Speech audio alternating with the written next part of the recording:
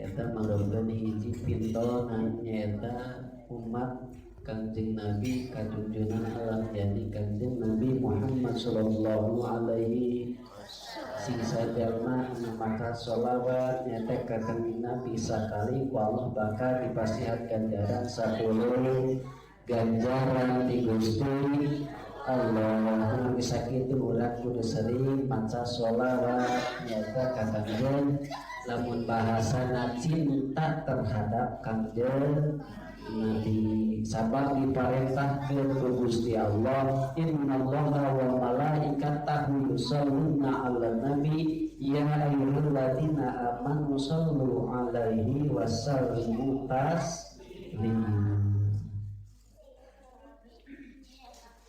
Atau saya gitu.